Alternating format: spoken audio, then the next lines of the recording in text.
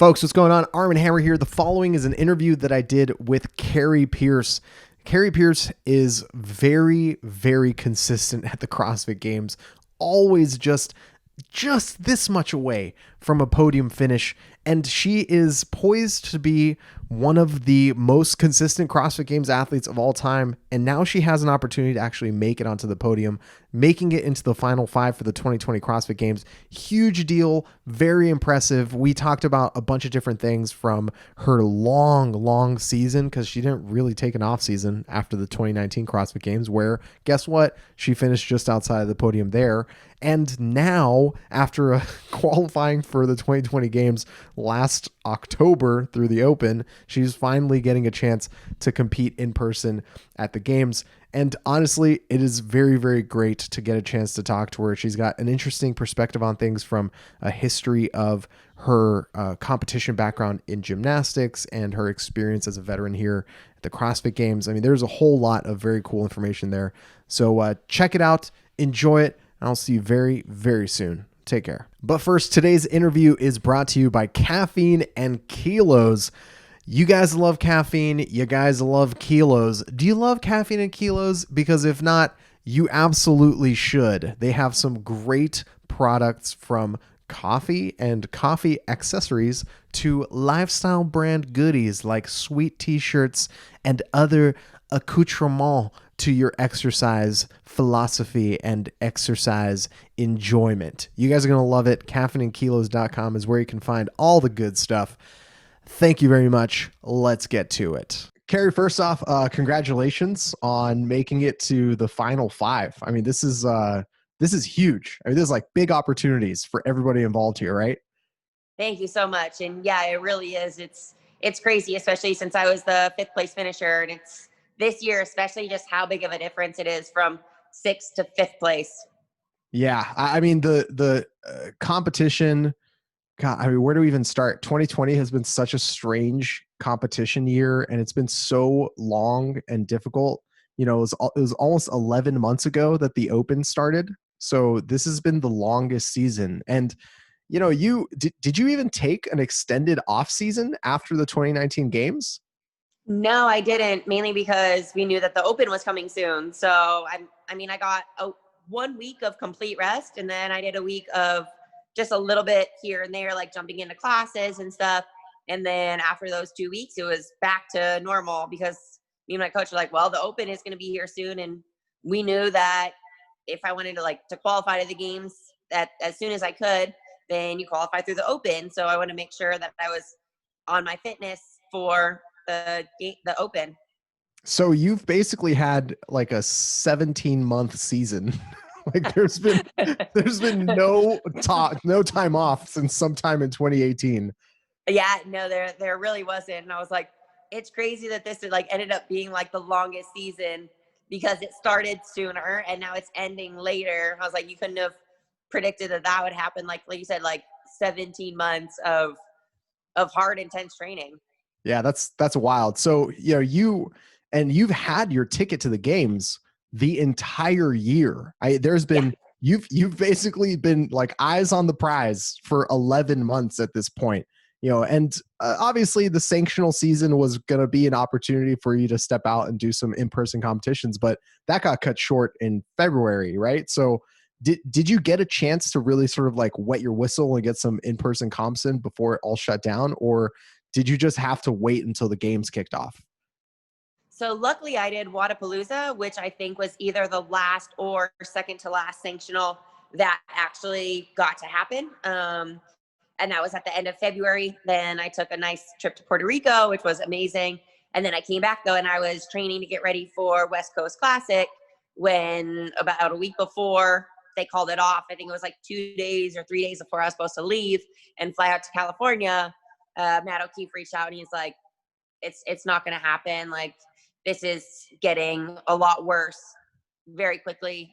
So we're going to have to, unfortunately, cancel West Coast, or I guess postpone West Coast Classic. Thanks for understanding and everything. And I mean, right after that was when everything got really bad. So I was just lucky. At least I got one competition. I got to do Wodapalooza, and I was going to do Dubai, but I actually hurt my Achilles through the open because probably because I didn't take enough time off to recover, and then got hurt on the box jumps. So I decided not to do Dubai and to do Wadapalooza and make sure I was healthy for that. And then Rogue ended up being online, which I think was great for a lot of the other athletes, but I hurt my wrist, just a funky snatch, and that's all it took. So I've been training a lot, but only have competed, at Wadapalooza, and then now just last week at the games. So it feels, honestly, talking about Wadapalooza, my wife and I work out in the garage here, and I was wearing a Wadapalooza hat.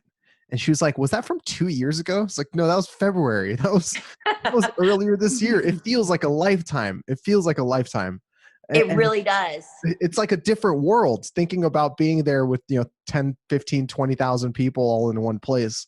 So you've had some ups and downs this season. I mean, it hasn't been an easy year. Not to mention the, generalities of trying to train through a complete shutdown and quarantine and lockdown of all these different gyms and facilities, or, trying to compete and stay sharp, but there's been injuries and stuff like that.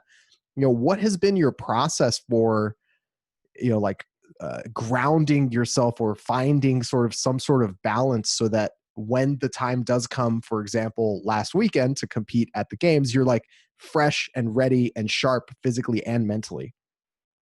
Yeah, like you said, this year has just been so strange all around.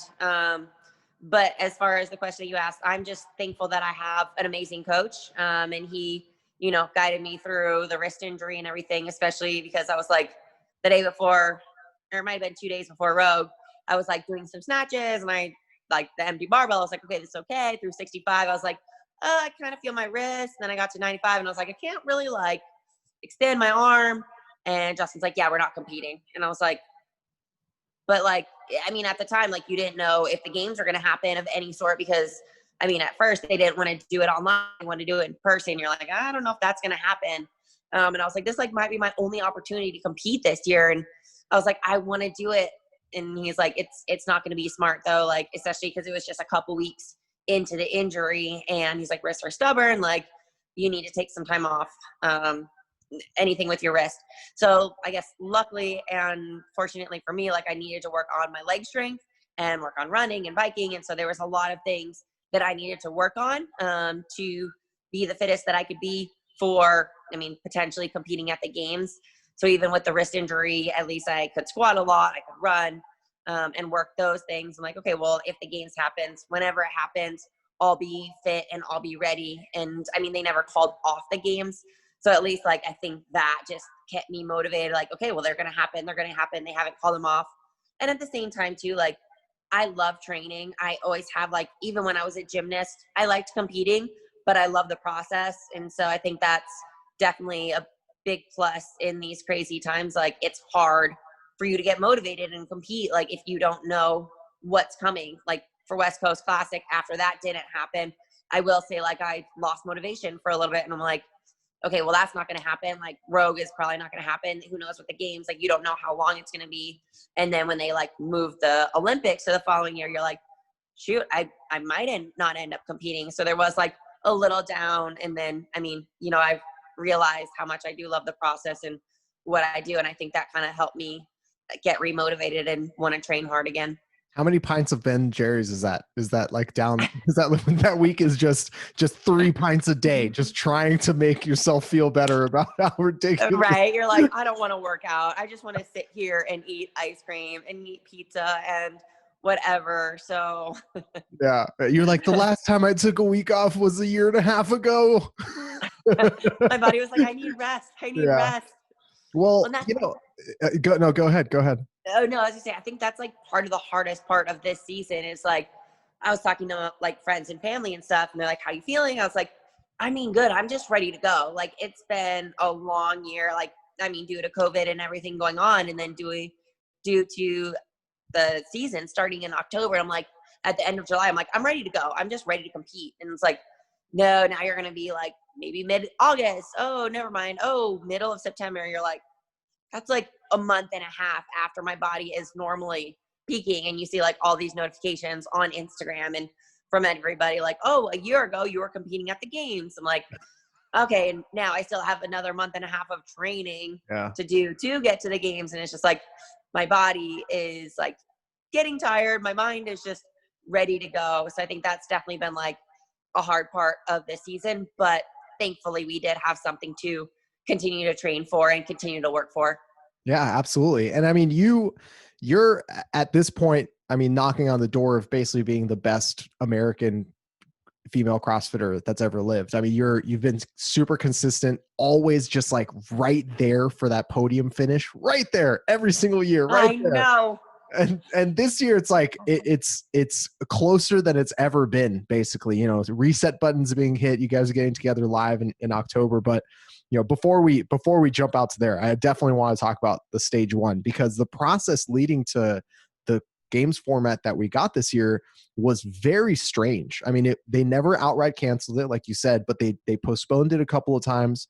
And by the time we actually heard, all right, guys, you know, green light, we're good to go, we're going to have it in 2 stages. Stage 1 is going to be mid-September.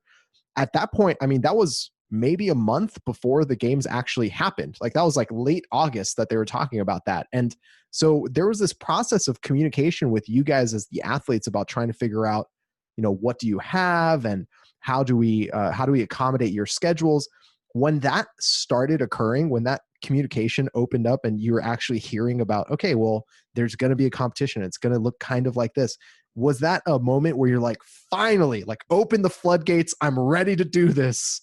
Yeah, definitely. Because I feel like before, like it just seemed like there was like kind of an idea of what they wanted to do, but there wasn't ever like any specific details or information that they would come out with. And so it's like, okay, yeah, we're going to do like 30 people in Aromas. Like, you know, that was the final thing before it ended up being all online for the first stage. And it was like, yeah, it's probably going to happen. We think like we'll have COVID tests, but there was never like anything that was like black and white. There was always just like this like gray kind of thing. And then finally, when they decided like, okay, it's going to be online and we're going to tell you like what equipment, everything you're going to need, we're going to figure out a schedule and everything. You're like, okay, like this has to happen. Like we, like just from talk, like hearing from CrossFit, they wanted to, you know, have an event for the athletes to compete at. And like I said, I mean, for a little while, it was like, okay, we know you want you to have it, but how is this actually going to happen? Like figuring out all the logistics and everything. So it was really cool when they actually said, okay, we're going to go online. Everyone is going to have like the same piece of equipment. We're going to make sure that like it's not favored to anybody. And like, okay, you need a running course because running is part of fitness. Like you need to test that. And then everything else was like, I mean, pretty, I want to say like simple and self-explanatory as far as like a pull-up bar, a squat rack, a barbell. So it's like basic things. But it was nice, like finally having a set date of when the games were going to happen, at least stage 1 and then now stage 2. Yeah, it suddenly starts feeling more real when they tell you, okay, set aside these blocks of time on these days. And you're like, yes, I will. I absolutely will. I get to fitness and I get to show off all the hard work. Yeah. And now we have something to look forward to and compete, and then a little rest after that, but compete first. Absolutely. And so let's talk a little bit about that weekend, because, you know, it is a very unique style of format for the CrossFit Games, and they had to make some decisions in terms of trying to make the most fair competition possible. I really like the way that they formatted it. I think they maybe didn't communicate as well to like the fans that it wasn't going to happen live. But their reasoning is very sound. It makes total sense to make it an even playing field and not have unfair advantages. But for you as, you know, an athlete, you start hearing, okay, set aside these time blocks. Okay, here's the equipment that we're going to be using. And finally, the week of, you get kind of a look at what the workouts are going to be. You know, what's your first blush reaction when you're like, oh man, friendly Fran, oh man, a 1K row, and then you see the handstand hold and you're like, handstand hold, yes. Like what were you feeling when you saw those workouts? Like you said, it really depended on the workout. Friendly Fran, I like Fran. I like thrusters and pull-ups. I think it's just like a traditional CrossFit workout. So when he announced that, I was like, okay, this is good. Like at least there's like some CrossFit that's going to happen, and especially the first workout to start out the gate. And then when I saw Max front squat, I was like, oh, well, not so much. That's not my jam. But I was like, I mean, it's good that we are testing some strengths. And then, I mean, like you said, I think the outline was cool in that it was like, okay, ended up being 4 CrossFit workouts. And then there was like just weightlifting, and then just like monostructural monostructural work, and then a gymnastic part. So it kind of is like, it embraced like the whole idea of CrossFit, as well as having like those mixed modal workouts too. Diane, I just loved seeing deficit strict handstand pushups, especially because it's the games. Like everybody at the games level can do strict handstand pushups. Everybody can do deficit kipping handstand pushups, but I feel like the deficit strict just added like a little bit more of a gymnastic skill, which we always see at the game. So given like, the limited equipment that we had, I think that was definitely a good choice on Dave's part to include something that was a little more higher skilled gymnastics. And like, I mean, it's Diane, but it was totally different workout than Diane. So I really like that. And like I said, I mean, the 1K row, well, not my personal favorite, but I definitely think like it was a good test for us to do, especially like just separating athletes and just having like that short endurance piece. Then the third workout, Nancy, that got brutal quick, but it was a good true test of fitness, like running, burpees, and overhead squats at a decently heavy weight for 15 reps was a very good test of fitness. And like 5 rounds, it was a longer workout, so tested that endurance aspect that a lot, like none of the other workouts tested. And then of course the handstand hold, I love that because I love anything gymnastics, especially handstands. Being a gymnast, for 18 years, I love being upside down. So I was a little bit nervous about it because I don't do a lot of just like freestanding handstand holds. Like it's Sure. always walking. Like I did in my training for a little bit, and then we're like, is this ever going to show up? So we're like, we'll just do more walking and the handstand obstacle course and just different things like that. I'm like, well, in my gymnastic days, at least I did a lot of handstand holding. So bring out that from wherever that is in my toolbox somewhere along the way. So at least it ended up paying off. And then I think my favorite workout from the weekend actually though was Annie. So I really enjoyed the combination of the movements, and I'm not a big clean person, like heavy cleans, and it was a moderately heavy clean in the workout. So it was good to be able to push that and push the speed of it and go from the double unders to the GHD to the cleans, which, I mean, the GHDs and the cleans have a little bit of an effect, but it was like each part of the workout was its kind of separate part. And I don't know, it was just a really cool workout, and I enjoyed ending on that one. Yeah, one of the interesting things about the format was because everyone was in their own local time zone, like no one knew what the scores were until the block was closed in the Pacific. So Yeah. for you, there's got to be this moment of, you finish your block on day 1 at noon, and then you have a couple hours before you hear anything about the leaderboard. And by the time you're getting ramped up to kind of start your next period of, doing Diane and then doing the 1K row, then you're starting to hear a little bit about the scores. Did you have an idea of, okay, I don't want to know any of the information about the leaderboard until like I wake up in the morning? Or were you just like waiting and just having that refresh on the leaderboard at every moment of the day once you knew that the block was closed? Yeah. So, I mean, actually, luckily I just moved out to Las Vegas. So I am Oh, in the there you go. Pacific. Yeah, I'm in the Pacific time zone. So I was the last one to go, or one of the last ones to go for the workouts. So I didn't personally like look at the leaderboard, but I was with a couple other athletes and they were looking at the leaderboard. And like my coach is like more of like the refresh kind of guy. He loves the scores and the numbers. I mean, I do too, but I was kind of like, okay, I did the workouts. I did the best that I could. Part of me is like, do I want to know what I did? Do I not? Especially like after some of the events. And I'm like, well, I know I'm not going to do that well. But then also like you get curious about the events that you're going to do well. You're like, well, I want to be top 3 in this workout. And you're like, but I don't know if I want to look and see if I am, because I know there's so many other fit girls out there. But like I said, I was with a couple other athletes and they were looking at the leaderboard. So I ended up hearing about it like pretty quick, especially after the first block. I was in 15th and I'm like, that's not good. And then after the second block, I was in 11th. I was like, okay, that's a little better. And then after the third block, like going into that final workout, my coach like looked at the leaderboard. He's like, we're 10 points out. I like, to be honest, like I was shocked. I didn't think, like, I knew I would make up some ground, but I didn't know that I would be within 10 points of qualifying in that 5th place spot, especially after starting out the weekend after the first block in 15th. I was like, that's a lot of room to make up. But I was like, I know for me, the second day should be better than the first day, given the workouts and stuff. So it was, because I was the very, very last person to do, like I said, Annie. And I finished just before 2, and they didn't end up making the announcement till 3. And I was like, someone's like, how was it? I was like, that was the longest hour of my life. But I was like, I can't imagine like Cara or even Kristen Holta, who had to like wait like 12 hours or however long it had. Like, Yeah, they wake up after the they finished, next day. Yeah. yeah. Like, how are you going to sleep on that? Like, I can't imagine. Like, I finished, like I said, I was like the very, very last person to go. And so it's like, I mean, and for me, it was such a long time to like wait and see what the scores were from all of the other girls. I can't even imagine.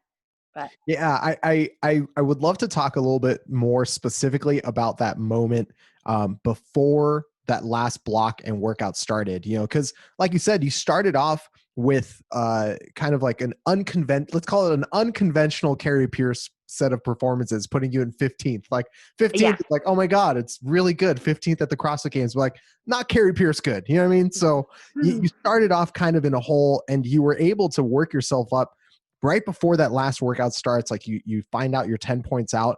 Like at that point, you've got to know you're within striking distance. And how do you use that mindset and like that competitive edge over like your entire lifetime of competing, but use it in an environment where you don't even know where your competitors are? Like you have no idea whether they're going faster than you or slower than you.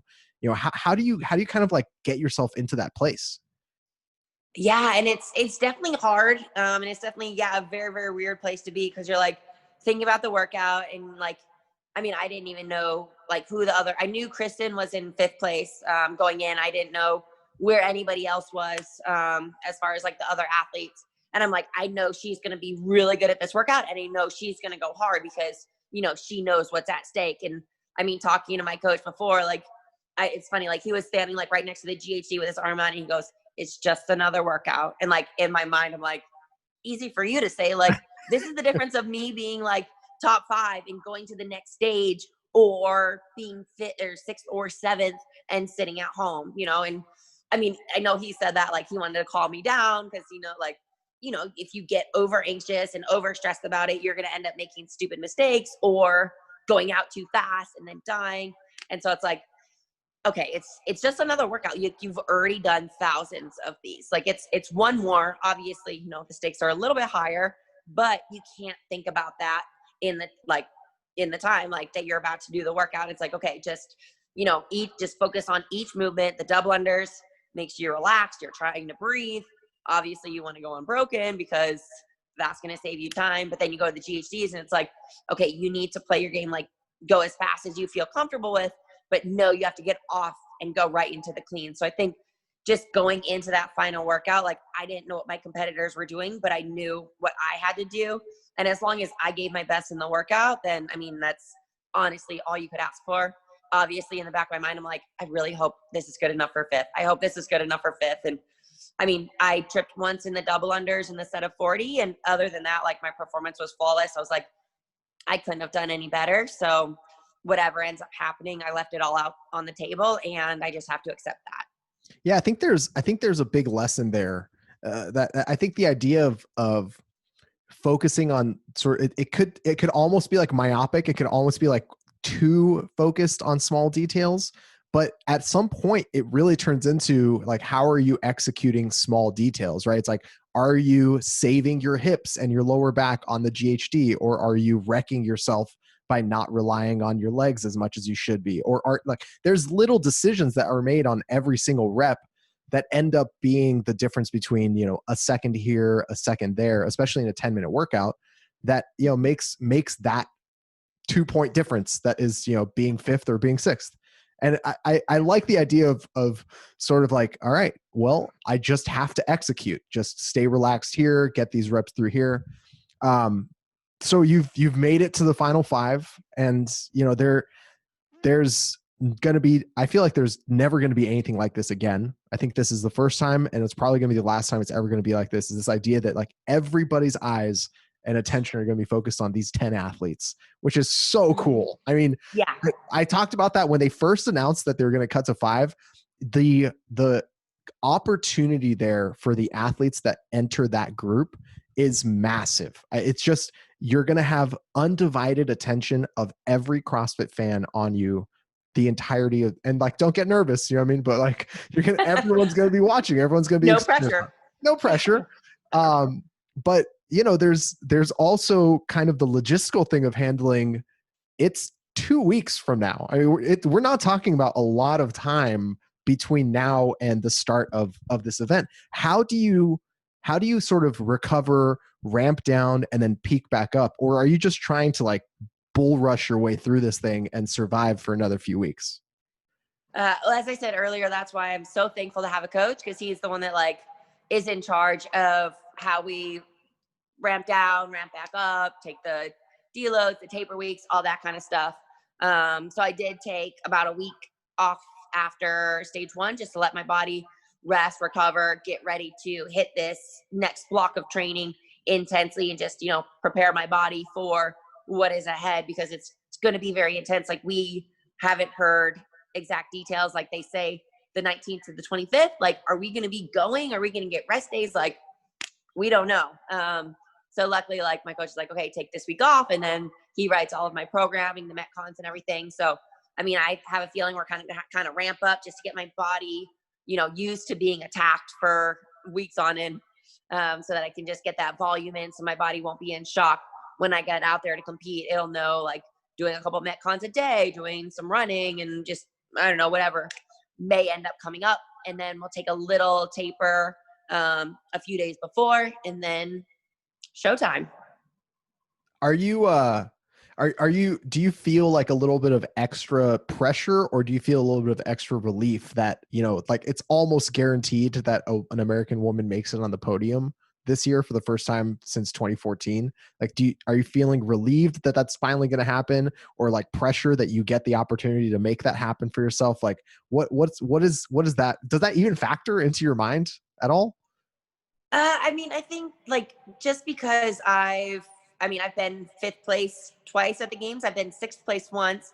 And I'm like, okay, well, now, like, you're guaranteed another 5th, but it can also just go up from here. I'm like, I've already been 5th twice. I'm sick of it. Like, it's so close to at least it's not. I was talking to a friend earlier. He's like, well, at least it's not 4th. And I was like, 4th twice. And you're like 1 spot away from the podium. I was like, you're right. But I was like, I mean, I've been training so hard and working so hard, and this is like the closest it's been. Like, I mean, not guaranteed, but it's, you know, there's only 5 girls, and two of the other ones are Americans. So it's like, you want to be the one that goes on the podium and breaks the streak from 2014. And I mean, I feel good. I feel fit, and it's definitely like extra fire for these next couple weeks, just to really push myself to limit. Not that I don't normally, but it's like the podium is like, it's like right there in reach. So Yeah. I don't know. It gets me fired up. It gets me excited. And I'm just lucky I've performed and competed in front of people since I was 5. So I'm like, the extra pressure is nothing. I actually like feed off of the extra pressure. So it should be a lot of fun. And I'm excited to compete again in a couple weeks. And between the, you know, the format of the CrossFit Games that you've experienced in the past few years, as well as, you know, competing in weekend long gymnastics meets, like, the idea of ramping up and down multiple times a day is like, oh, I'll just be sleeping in the corner between events, no big deal. Like, nobody touch me. I'll have my sweatshirt over my eyes, like, you know, my little flip flops on. I'm okay. Like, just don't bother me unless it's time to compete. Yep. Definitely. Like, I need this time to rest and recover. I'm not going to waste any extra energy doing anything else except training. So if I'm laying over here, let me be. I definitely want to point out, like, your consistency in how excellent you finish at the CrossFit Games. There are not very many athletes who have that consistency. I think a lot of people lose sight because of how dominant the winners of the games have been between Rich and Matt. And like, even on the women's side, it's like Tia's super dominant over the past few years, but before her, it was like, yeah, Katrin won a couple, Annie won a couple. So the idea of like dominance and these like dynasties is like built into the space, but people forget of, Scott Panchik, who's a legend and is like constantly on knocking on the door of being on the podium. And it's like, you're in that same boat of these like very consistent high performers always there. And, now that there's this opportunity of, let's just put together a good week and let's make it happen. And the podium's right there in front of you. It must feel really exciting. So that seems like a cool place to be. Yeah. Thank you so much. I'm excited to be there. And like I said, I mean, you're like, oh, it's a couple more weeks and then it's showtime, and you're never going to have an opportunity. I mean, at other games, but you're never going to have this exact opportunity ever again. Kind of like you said earlier. So it's just take advantage of it. And I mean, you have to enjoy the process as well. Awesome. Well, before I let you go, Kari, I've got to say the power abs, like 6-pack, like the legend that is the abdominals of Kari Pearce. Like, does it have it? It should have its own Instagram page at this point, like Kari's abs. You know what I mean? Like, Right. Isn't it crazy at this point what it's become? It is crazy. It's insane, but it's so cool. And I was actually joking like with my family because they're like, yeah, like I've had abs like almost my whole life. And I was like, little did we know, like, they'd have their own business one day. Like, it's so cool. And I mean, just like through quarantine and stuff, it's been really cool for like other people to like start doing power abs, and just like how it's grown so much like these last couple months has just been absolutely amazing. We actually just started an Instagram page called Team Power Abs. There you go. It's getting its way there. Yeah, it's getting there. It's getting there. I mean, I to be totally clear, like I've seen some of the testimonials, like the before and afters. And I'm like, man, I might need to power ab my way into like something that isn't like a little keg. You know what I mean? Like, I got to work on this a little bit. No, the games aren't in my future, but at least I can look good for the beach. There you go. Definitely. Well, and that's like, I think the really cool thing about it too is just like, I mean, I did gymnastics for 18 years, and I was like, I know a lot of cool different ab exercises, and you see people in the gym doing just random things that they are told helps, and they're like, this is boring, it takes forever. And so I'm like, I'm gonna come up with an ab program. And then just like seeing the before and after, and just like having people tell me how much better they feel or more confident, or even like reducing lower back pain or better lifts has just been really cool for me as well. So it's like they see the physical changes, but then they also feel just the benefits of having a stronger core. So it's been really cool as it gets bigger, especially like I said, recently seeing so many befores and afters, and just hearing different people's personal stories. Might I suggest you also launch like power delts and like power buys, because you've got some cannons on you, Kari. Like, you've got some real cannons, like pythons. Those things are just ready to go. That's it. That's why I love handstands. Put these boulder shoulders to use. That's right. Well, Kari, thank you so much. I really appreciate your time. Congratulations again on making this a Mile 5. I know that I am not alone in being very excited to see what you do out there. Thank you so much, Armen. I appreciate it.